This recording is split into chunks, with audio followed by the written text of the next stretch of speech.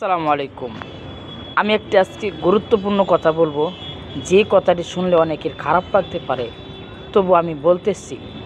সেই কথাটা হচ্ছে যে কিছু সুশীল সমাজের লোক আছে, কিছু বেশি পাকনা লোক আছে, যারা এই ১৬ বছর গত স্বৈরাচারের ১৬ বছরের পিছনে না ঘুরিয়া ১৬ বছরের কথা না বললিয়া এখন ৩ মাসের কথা বলতেছে।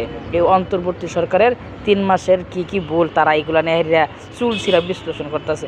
আরে ভাই, তুমি এত বিশ্লেষণ হলা, ১৬ বছর আগে তুমি ১৬ বছর কী করছো? কি গোড়ার ঘাস কাটছ? এত হিসাব করতে আইও না। যে আজকে ১০ নভেম্বর, তাই না? আজকে তারা আবার গণতন্ত্র মানুষের সিহাই বেড়াইতেছে। গণতন্ত্রকে কুক্ষিগত করে রাখিয়া সব কিছু একাকিত্ব করিয়া এখন তোমরা আইসো আমাদেরকে